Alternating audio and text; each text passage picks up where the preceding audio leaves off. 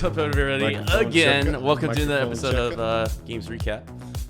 Yeah, good morning, guys. Welcome back to the show. Hopefully, you guys can hear us now.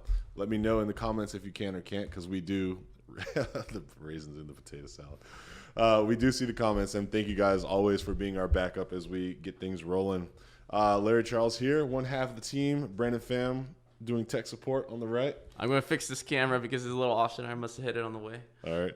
So what we're doing today is we try to take the biggest piece of news from the game industry from yesterday and really dive down deep into what caused it, why it exists, or what's interesting about it. And I think we got a good one for today. Yeah, that looks good. I look nice and centered. Here, I'm going to switch back. Pow. Come on in, Brandon.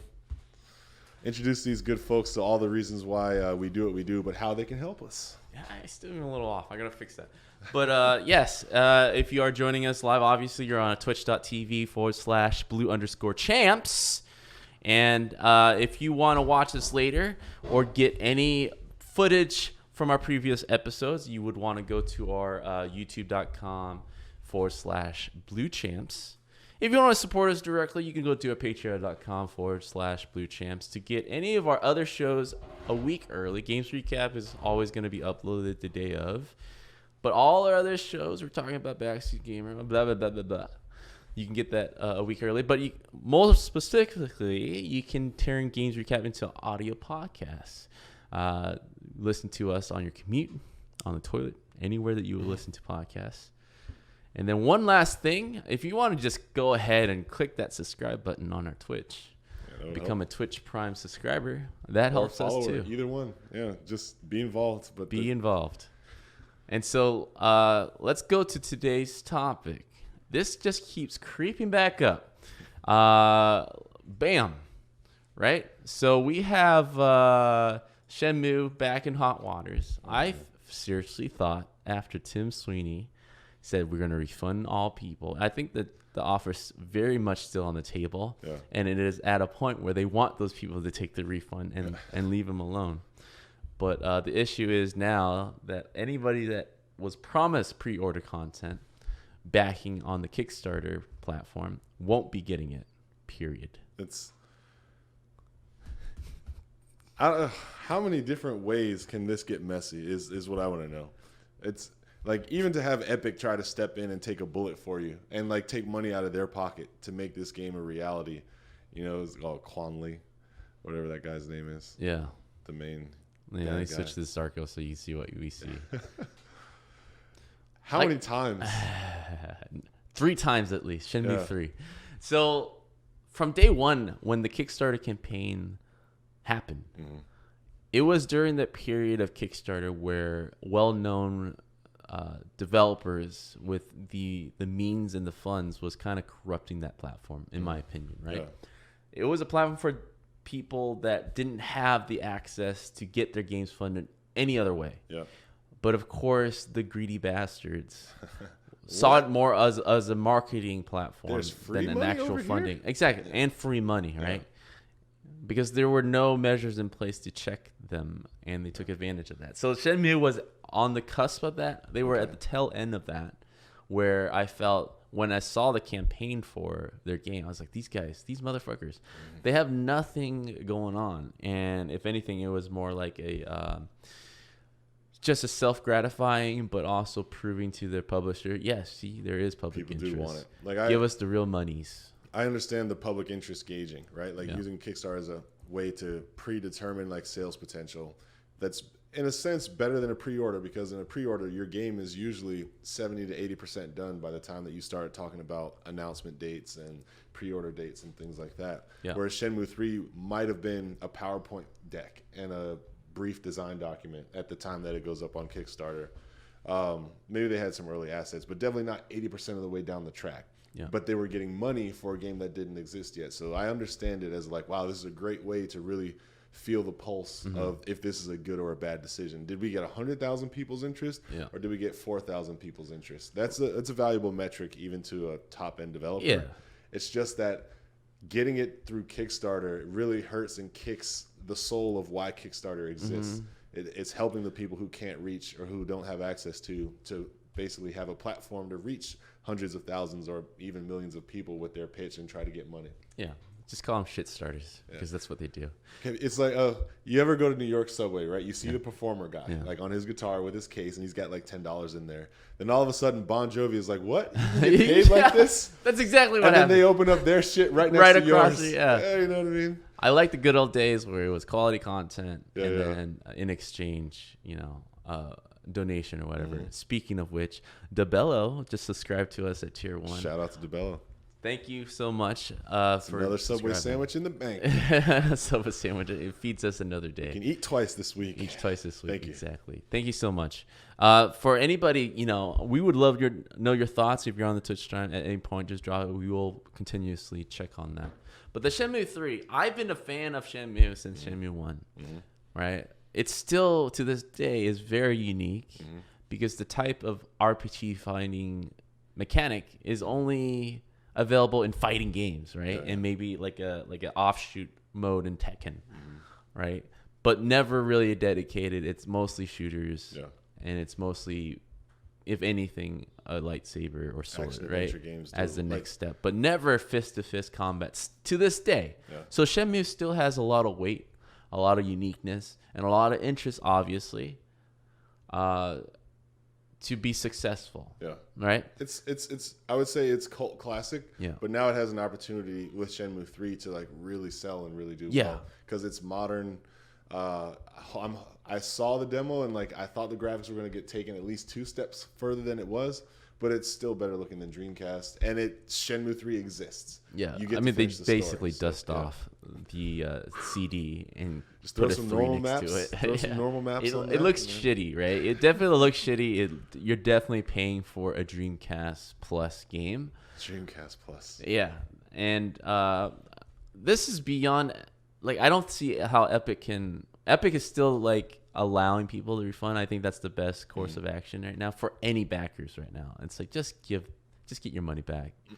Get your money back, and then if you want to play it, just buy it legitimately on Epic Store, right? Or just walk away. Because at this point, if you haven't gotten that feeling, your boyfriend has turned his back on you. Well, you know what's interesting?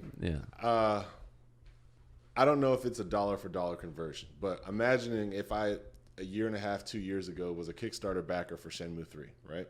Now Shenmue 3 is so close to coming out that we're talking about release platforms going through Steam or going through Epic Game Store or whatever. So we're this close to actually getting to play the game that we paid for X amount of months ago. Epic gives me my refund.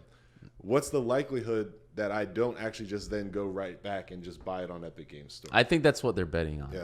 I think they're betting on people getting the refund, and then probably if they have the hardcore guys obviously already spent their money on wanting this game. The likelihood of there's such a low percentage of people actually walking away from Shenmue altogether, right? So they're very smart because they know they will probably get like 60 to 70% of those people back onto their platform to buy it legitimately. Right? Does this still count as a Sega game? Do you know? Well, no, because I guess not. Right? No. For them to be kickstarted, they probably have more control of the IP. Well, I don't know about that because it was a very shady behind the scene thing, right? It wasn't like the lead developer deciding to want. It was done with a publisher already, and then they went to kickstart it. I wanted to know if Sega was involved.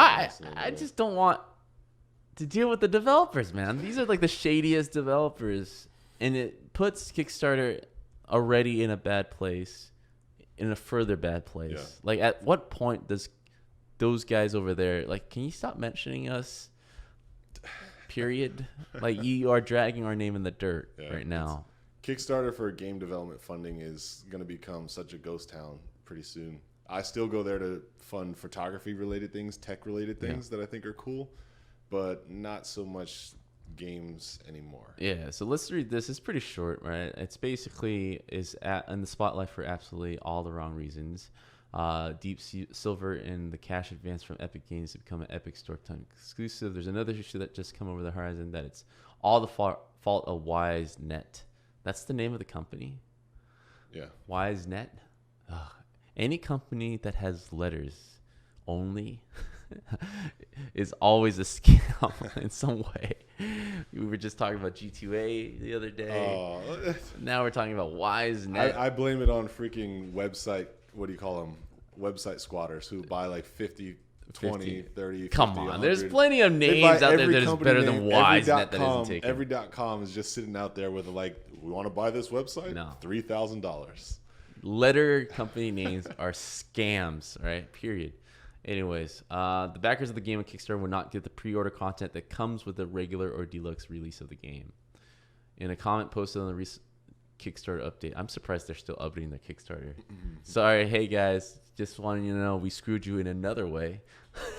Like, why is anyone checking on that platform anymore? Name of Antonio Miranda has copied the response by why is not regarding season passes in the trial version of the game. The reply is as follows. Okay, here we go. Here's the juice. We apologize for the long delay in responding. Your feedback is appreciated. We will look into having your noted points in future updates. Standard and deluxe versions released through retail sales are not affiliated with the crowdfunding campaign, so will not be included with backer pledges. However, they will be available for sale separately. This is just where backers and developers, their developers are just not getting it, right? So the last sentence in the next paragraph, though, does say that there will be something that you get for your Kickstarter or for your Slacker, but it's not like the deluxe. The deluxe was for retail, but like it says the Kickstarter version will have some Kickstarter content and the Slacker version will have some Slacker content. So it sounds like on a technicality, they're at least respecting the fact that you did support them in some way. Yes. But I think the people are feeling screwed because the real version, like the good version, the digital deluxe version, is the $59.99 that's available on Epic Games Store, and that's probably what people were hoping for in general, because the game wouldn't exist had it not been for their early level of support. Yeah, exactly. Yeah. And I think that is a very interesting point to talk about. Like, there is a part of like, we made this exist, we made this to what it is. Yeah. You owe us something more than. Like, why are we getting, like, the third-tier version when we were the only ones around that when you needed us the most, right? There is a certain yes, of course, that means shit, right, when it comes to technicalities like this. But there is a level of loyalty there that their biggest fans feel like they're being fucked again. Yeah. And I think this is where the developer, on their side, is not doing good PR. Yeah. Because once you turn your back on your early adopters and your hardcore fans, I mean, Shenmue 4, like, who are you gonna screw for that if they're not around, right? What's sad is like Shenmue 3. If you know the whole story of Shenmue, if you're a part of Shenmue 1 and 2, or shameless plug, you have Game Pass and you've played through or are playing through Game Pass, 1 and 2 because it's available on Game Pass right now. There's a lot to take in to like know where the story is, you know, what is actually going on and what events have been set up that are going to come to the penultimate conclusion in Shenmue 3. So if there's if they expect that there's just this sea of new people who are going to buy 3 and just be so enthralled by the story and by where everything is from day one on Shenmue 3, that's like saying, start playing Kingdom Hearts at Kingdom Hearts 3. Good luck. Like it might be a fun experience, but you're not going to get 100% satisfaction because there's so many things that are coming to conclusion in that game, let alone being initiated or like developed or plot twists that you're not even going to know exist. What was the story again for Shenmue 1? Like his uncle killed his dad or something? So I don't remember who killed the dad. I know the dad died. I thought it was Quan Li, the Shang Tsung looking guy. Yeah. And you know a decent amount of martial arts, and for some reason, even though your parents are gone, you still get allowance once a week. Oh, okay. And you go to the dojo and you just go out in the world trying to solve this mystery. Trust fund, baby. And you get and you're getting better at martial arts by fighting. And it's cool, man. There's no game like that. I wish they would update the graphics. Take the time, update the graphics, make it like a Shenmue reimagining. Yeah. But obviously they're doing fine. They have Epic exclusives. They have money coming in, right, from all orifices. From a very high level, it reminds me of like a Crackdown experience, right? Like you feel decent enough, like this is a cool thing to get started, and as you go around the world, you're collecting these combat power-ups or things that let you do these new moves. And as long as you remember the button combinations during the fight, you can really whoop ass. Like, it's fun. It really is fun. It is fun. Like when I played it was like really cool to live as Ryu and go through his adventure basically. Simplest character design I've probably ever seen, and like super iconic. Yeah. As soon as you see like the brown leather was like a leather aviator jacket, very good tight ass design, skinny jeans before the skinny you need jeans. to stretch those jeans, bro. That is the cosplay right there. Those high kicks, man. Just one jacket, really, and then you're him. But it's no surprise that the developers is kind of like the Shang Tsung trader going on, right? Like there's definitely something fishy going on. They are ready to kind of just day one, ready to screw over the backers type of attitudes. Like, hey, we got the marketing that we needed for this game. Look at how much money we got day one. We got it funded. Publishers, come on. There's public interest. Give us actual monies, millions. All right. They're developing the game. At some point, maybe they're close to finishing, obviously. I think it's releasing here soon. Epic came in and like, hey, we would love you on our platform. Oh, even more money. Mm-hmm. So they should have more than enough money to go back to the few backers or their highest backers and offer the deluxe version in goodwill, right? You know what I mean? Yeah. Like it only helps with their good press. So anybody that has been on the fence, myself included, it's not like a day one buy for me. It's a maybe for me, right? If I start seeing positive press behind it and it actually becomes a good game, it only helps them in the long run.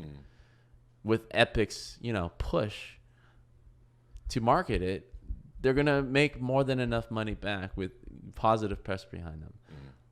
Yeah, it's very short-sighted for me to see that they would screw their most, their biggest fans. Yeah. Right? It's just all bad, man. It's like every week, Shenmue. Even with Epic saying, hey, we'll refund the money out of our own pocket, taking a chance with a lot of them maybe not purchasing it through our store, right? What more can Epic... Epic's like, what the fuck? Who are we dealing with? Who are these Yakuzas and making this game right now, man? What is going on? Oh, man. Well, where I kind of stand on this is like, regardless of how turbulent these waters are, if the Shenmue 3 game actually does come out and get released, then cool. I'm sorry for all the backers' backs that they had to ride in order to make that happen. But I think that if you're looking at, you spent $40 or whatever to support this game and you got some version of a complete Shenmue 3 out of it, I think that that's cool enough. Like when you throw your money into Kickstarter, it's like a 1 in 5 chance that you're actually going to even see the thing, especially for games. Yeah. To still get it, but it's not because they made like a better version than the one that you think that you're supposed to get. Like I'm honestly just happy enough that you didn't waste the money, cut and run, and just leave me hanging like the other 4 games that I backed this year. Well, this puts into question crowdfunding as a whole, right? Kickstarter was the leading of that pack. I understand like Fig. Yeah. Right? Is that still a thing? Yeah. I don't hear much of it.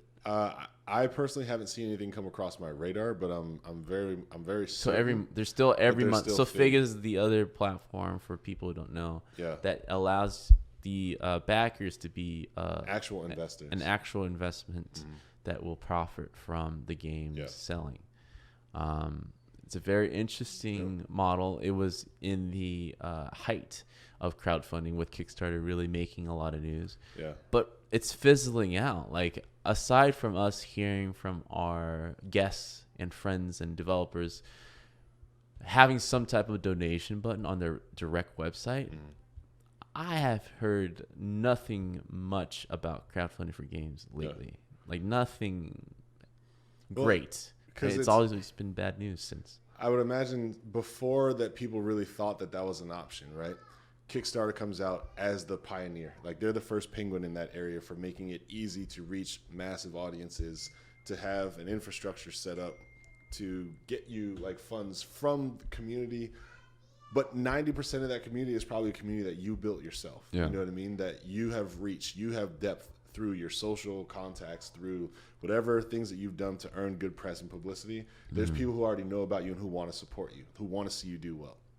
So I imagine that even if you go viral on Kickstarter and then it's like, maybe it's a 50-50, or you've been introduced to tens of thousands of new people, you likely already have, or if you're successful, a huge community of people who already know about you before you launch your Kickstarter. And so to then say, well, why are we paying Kickstarter their share when technically we made all the material, we made all the promises, we're going to fulfill all the promises. Why are we then going to give Kickstarter like whatever the Kickstarter's cut is? We can just do that ourselves and keep more money. Yeah. So we have the audience, we make the content that we're did all the promising work, to give away. We're doing all the work.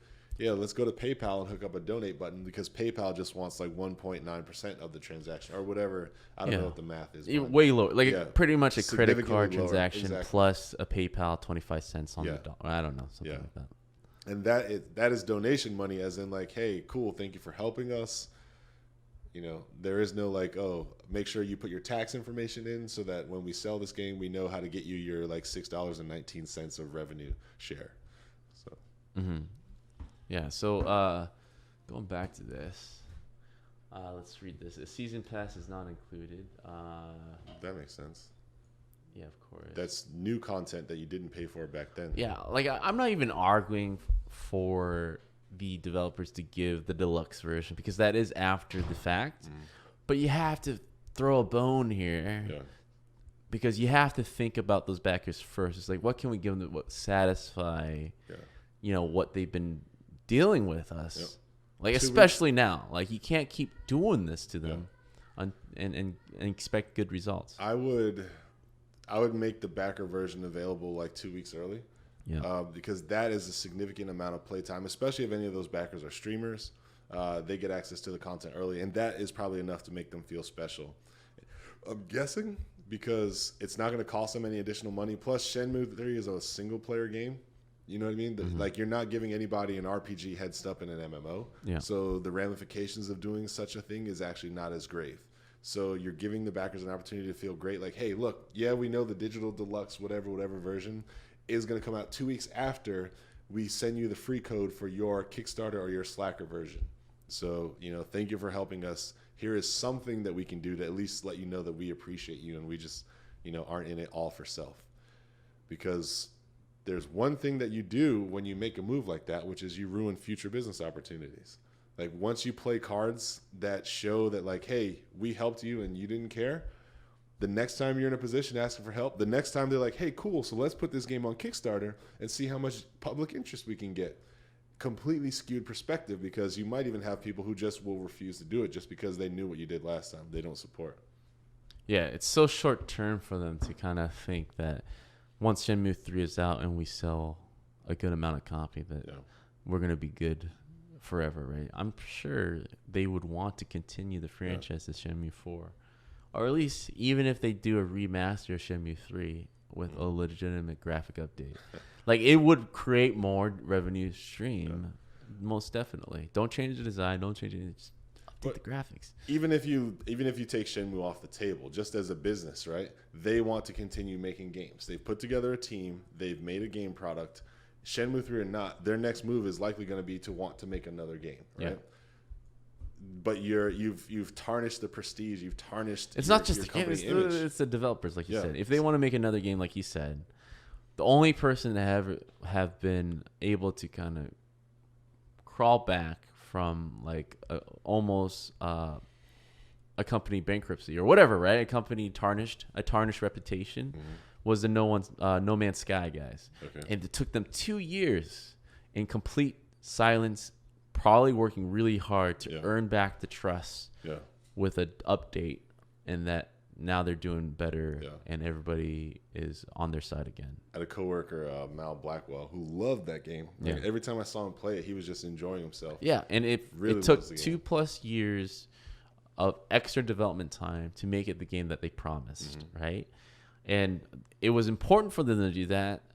Even though they sold well, their second Fallout game would have been in deep shit, right? If they just shoved that aside, all that bad press aside, and just didn't fix any of the issues, right? Yeah. Why you be doing that? Should be thinking along those lines. Even if it's not Shenmue 4, they have a development team now that they want to keep housing, and they're obviously seeing early success. They already, if anything, made their money back, hopefully, with the Epic exclusive, and then all the marketing that's going to come with it, and they're going to sell well on the store. You know, it's going to do well. Dude, that is the scariest looking. Yeah. I've just been staring at that guy. So yeah, they've set themselves up to be at least financially successful, but the way in which they're making moves right now, they're cannibalizing their own company's long-term stability and success opportunities. Yeah. That's just what I'm seeing. Well, they're going to come back and give an update on when their trial, what do you call it, their demo concerning updates, a trial version, basically a little piece of the game. That's cool. So one thing I want to point out, I'm reading the article right now. Playing devil's advocate here, Kickstarter backers weren't promised the season pass. Now, this is an opinion piece. I don't care about your opinion. Just give us the facts. God damn. I don't want to give an opinion on an opinion. So opinion that's inception. All right. So I think that's the end of that article. But yeah, like Shenmue is probably one of the, aside from Star Citizen, which is the biggest culprit of a crowdfunding game that's never coming out, right? But somehow they keep that base satisfied enough where they can get away with it. Shenmue, I would have to say, would be the next game that has the huge name behind it and is constantly in the press, right? And do you agree? Is there another game behind Star Citizen that is a backer game that's receiving this type of attention? Good or bad? The only one that I could think of that ever got this level, it's not behind them as in like it also is going to be coming out, but was the Mega Man Kickstarter. Remember the Mega Man? Did that Big Heroes? Oh no, what was it? Mighty Number 9. It was like with Kaiji. Yeah, it was like you had the Mega Man team, you had Mega Man Inspiration, but it was like a spiritual successor for a modern day Mega Man. And I think it was called Mighty Number 9. I don't remember exactly. You're right. Mighty Number 9. Yeah. They were like the best example where it was like, hey, big promises made, and then, oh snap, it doesn't look like it's happening. Oh, it's still happening. Oh, the game oh, okay, all right. It did come out, right? It did come out, but it didn't live up to its hype. I'll just say it was quite a ride as a backer. Wow. It was quite a ride. The updates, the things that you were told, how things were rolled out is very. I'm getting deja vu now, basically, because I was a backer of Mighty Number 9. Well, this is how big develop. I don't know if we talked about this on our podcast, but we'll rediscuss this on Games Recap. That model got so tarnished, the crowdfunding with big publishers, big games coming onto that platform, it completely ruined it for everybody else, especially small-time developers, because it skewed the perspective of how much money it takes to actually make a game. Yeah, it's like, what? I can get these big-time developers working on basically a Mega Man AAA game for how much? $65,000 to finance this game. How much are you asking? 100? Who are you? Yeah. What game are you making? A top-down 2D pixel game? It's like, why is yours costing a lot more than this 3D-esque with a huge name behind it? Like, that doesn't make any sense. I'm not gonna back you. Yeah. It created a paradigm, an unrealistic expectation of how much it actually takes to make games. And these guys, had publisher money going into the Kickstarter campaign, asked just enough. They got funded within a day. I think they ended up making 2 or 3 times as much if they asked. I'll look it up, actually. If I were to redo this, right, to try to actually help indie level developers, and this even might be too small, but I would do something like this. I'll start a website called 100K Away. Yeah. Literally, you can finance or fund any project up to $100,000. You can never ask for more than $100,000. No. Because what that does is that creates a filter where I couldn't imagine any big publisher being super excited about the opportunity to make just $100,000. But I can think of a ton of indie teams or small-time people who are literally 100K away. Like, my dreams are on the other side of a budget between $0 and $100,000. I bet you there's photographers, musicians, game developers, authors, cinematographers, all these industries where like it still is mom and pop or like independent artist level would be like excited about a platform like that. So that's what I would do. I would start a site 100K away. Bro, Oh my god! Seeing the numbers just depressed me even more. So this is 60 over 70,000 backers basically funded this game, right? Mm. This was in 2015 when they announced. Man, has it been really 4 years? Yeah, that's crazy. Oh, what's 15? You said 2015. Oh yeah. So it's been 4 years since they announced this. Time flies, right? They asked for $2 million as their goal. Mm. It's actually a respectable for this title. For Shenmue 3, yeah. Yeah, for those graphics, yeah. Bro. $2 million is very. That's basically. Sounds. If I were to really, let's say a 2-year game, right? For those type of graphics, that type of RPG, a Dreamcast type of game, $2 million, and let's say we're being very modest, everyone $100K, right? You're paying for 10 developers for 2 years. With those graphics, yeah, I can. That is a bit small, right? Let's be honest. No, a Shenmue team is basically a 50 team member type of game group. That big with that many overlapping systems, it's animations, like 50, voice acting, 50 to 60, all the combat. That's stuff. The Dreamcast. There was that game when it came out was like, I think like $70 million for the Dreamcast Shenmue 3. I can't name any other $70 million game at that time. It took them $70 million to make that game. That is right, huh? At that time. Because that was a headline on itself. Yeah. It took a lot of money to make that game. That's why there wasn't a Shenmue 3. Yeah. I think Legend of... There's so many red flags. It's like, this is a team that's probably all new, right? Maybe some people that worked on Shenmue continuously work on this. But the head developer, obviously, is just a guy who doesn't know how to budget things and is always over-promising, which makes... It creates an environment for their workplace to probably crunch, right, and to deliver, right. A $70 million game back in those days is insane, dude. And so they asked for $2 million, which is already bad budgeting. They ended up. You want to guess how much they ended up with? I think 6. Yeah, $6.3 million. $6.3 million. So like I some of this is still. It's still up there. The wound is still fresh. Yeah, $6.3 million for this game, dude. Shit, man. So they got, a little bit more than they were asking for, but I would still say like $6 million for a Shenmue 3. If I was doing the whole budget, I think that's still under, right? Still under. But to have only asked for 2 and to see 6, for all the reasons why they would have wanted and to they do had that publisher backing already. Exactly. And now they have Epic money. Dude, they are easily crossing like 15 mil to 20 million for the funding of this game already. Yeah, that was a full green light. Plus, obviously, they have all the assets from the other 2 games. It's basically this. It's basically the same game, dude. It's like, not new. I saw the graphics. It's mostly designers. Yeah. And then, yes, sure, you might have like a couple of art guys in there like fumbling around to. That's the great thing about a modern engine is like you can just take art, but if the lighting, if you have subsurface scattering, if you have all these new like lighting techniques, and still I'm sure you have to set up some of the art to be able to take advantage of it, like PBR and things like that. I'll be surprised if the amount of work that is needed would be if they switched engines to transfer all that shit. If they kept with whatever they had before and just updated it. That would have been a lot more cost effective because there's no reason to bring those shitty props into a new engine to light a turd, dude. There's no reason to to do that.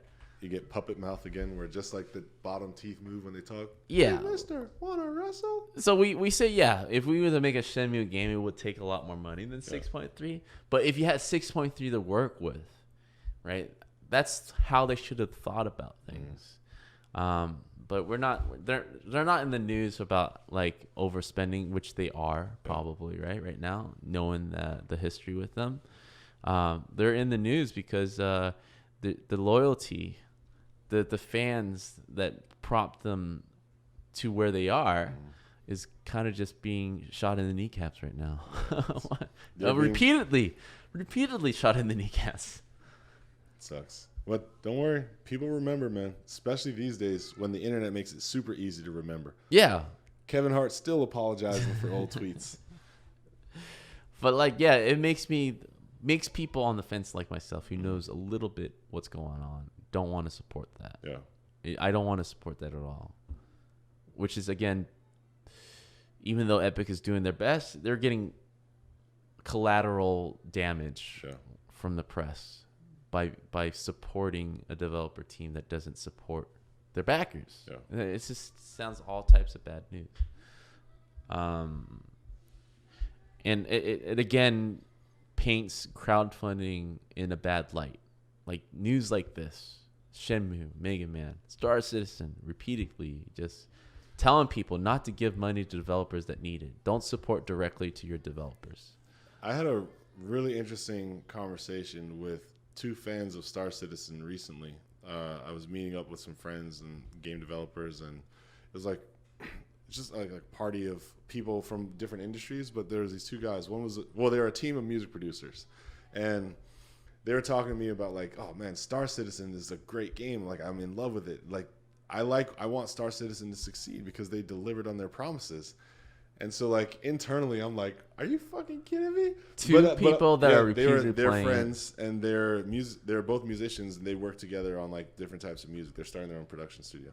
But I'm intrigued now by this position because I had never heard it. So I was like, okay, it makes sense. I need to dig deep. I want to hear what you have to say. They're like, well, sure, they sell, like, really expensive ships, and, like, you can buy this and that, but, like, I have the ships, and, like, I'm playing it, and I'm doing this, I'm doing that. And they're explaining. I was like, are you drinking the Kool-Aid, or are you like really enjoying yourself? So I just kept asking them more and more questions. And these guys, it didn't matter what I had to say. They legitimately, individually, both really enjoyed what they've got from Star Citizen.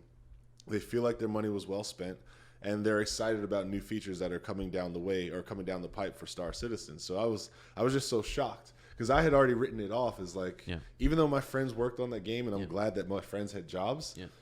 I was like, man, this seems like the biggest like digital Ponzi scheme ever. Yeah, exactly. And to hear people be like, no, Larry, you don't understand. Like I had the biggest ship, and all my friends joined my ship, and we all played together, and we did this and we did that. And I was just like, and then they added like all this new stuff, and it's like 3 games in one. And I was like, yeah, that's the problem, because it's not 1 game in one. Like it's not a game. Yeah, but no, they wouldn't let me dissuade them. So I was. It makes sense. There's a reason why Star Citizen is continuously making millions every month. Yeah. There is a huge niche community that still believes in the product, and it's like any of us that is in a hole at the casino. Yeah. Like if you are so deep, and there's no way to look back, you have to really buy into it fully without feeling like an idiot. Right? No one likes feeling scammed. It's like you're down 2,000 until you're hitting rock bottom, right? It's literally that. So you're them defending is more defending their honor. 500 left, and you think with that 500 you're gonna make 4,000. Yeah, that's what you're. That's the. Yeah. So you're so far on the other side of the spectrum. Larry over here cannot convince him to come and say you wasted not just the money but the time, the last 4 years supporting a game that's never gonna be done.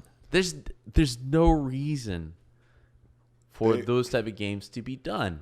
The funny thing though is they brought up a point. They're like, well, we're tired of AAA games costing $60 and not being done, right?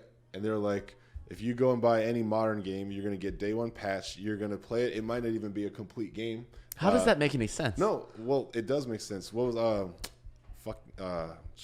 the Destiny clone game that did horribly, Anthem?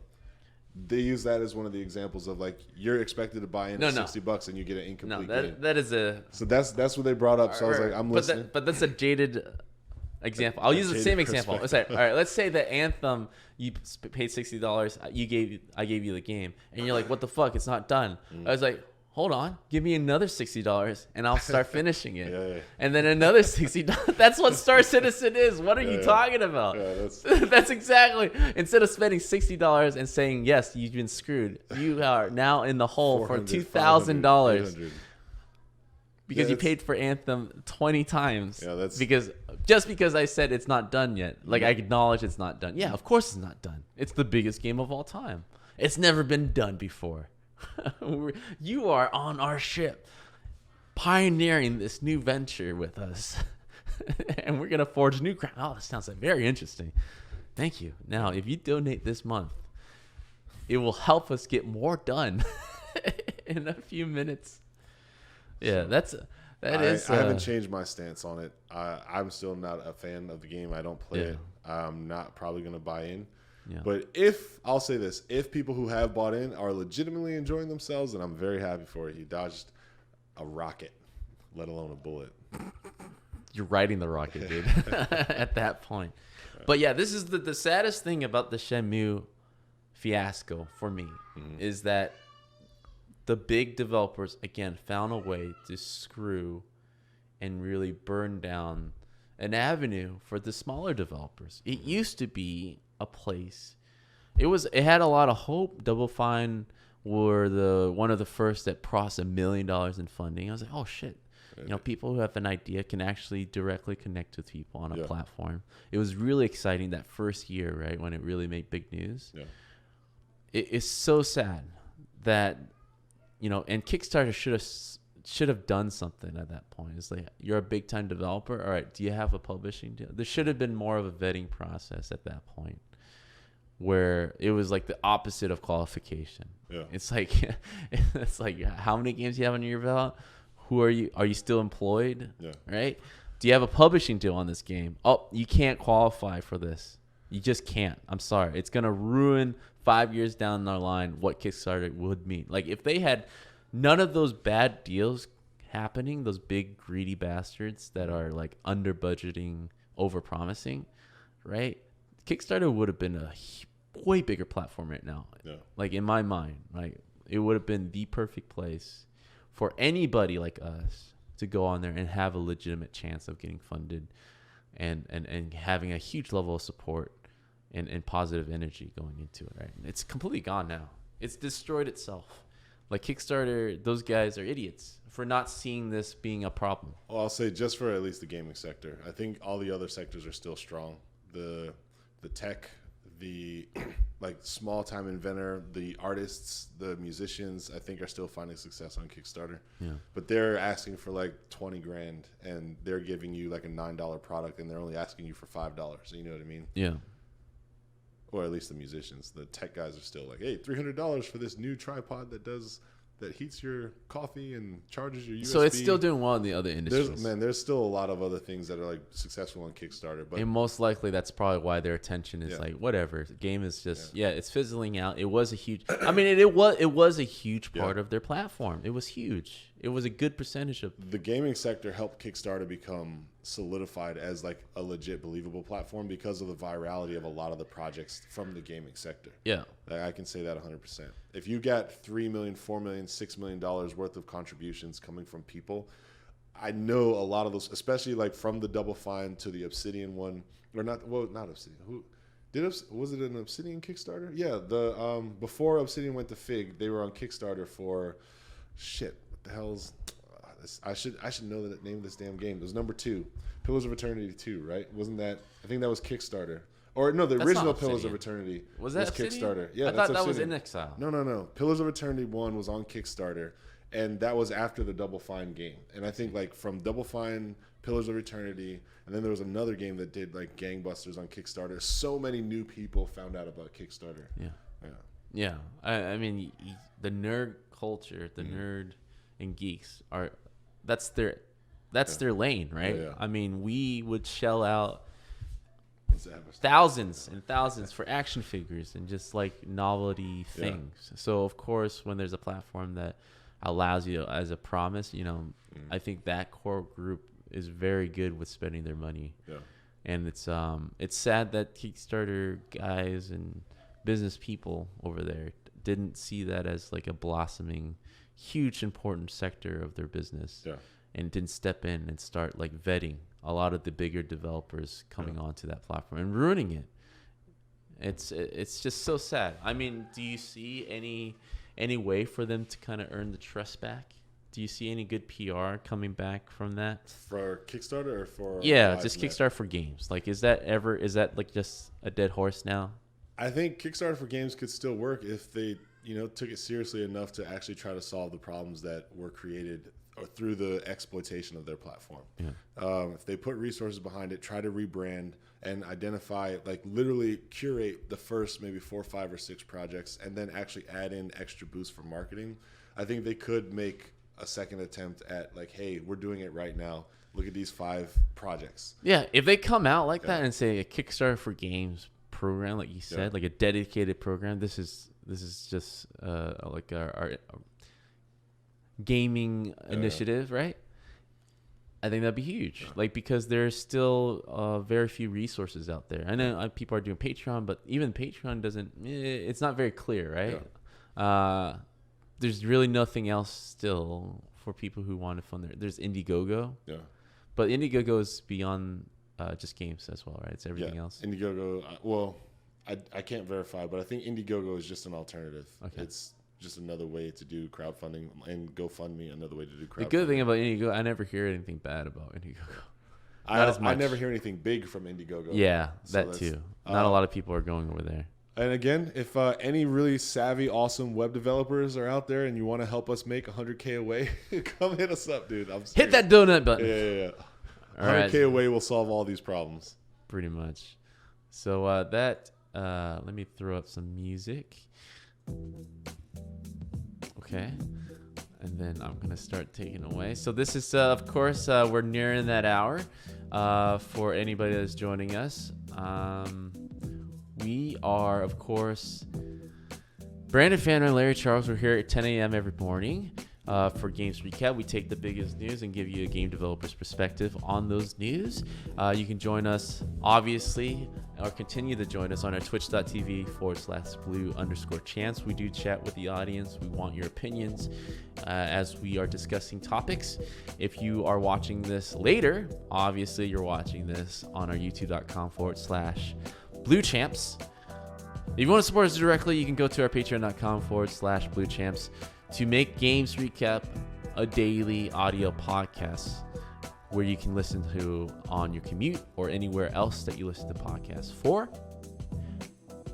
If you want to just click on that subscribe button under our Twitch account, that will go to us as well. We like that as well. So stay involved, stay in touch, especially in the comments. Again, shout out to everybody in the Twitch comments who always lets us know if there's any sort of minor issue and tech problem to immediately help us save the show. From the bottom of our hearts, we appreciate you very much. And just thanks for spending 2 hours with us every day in the morning. Yes.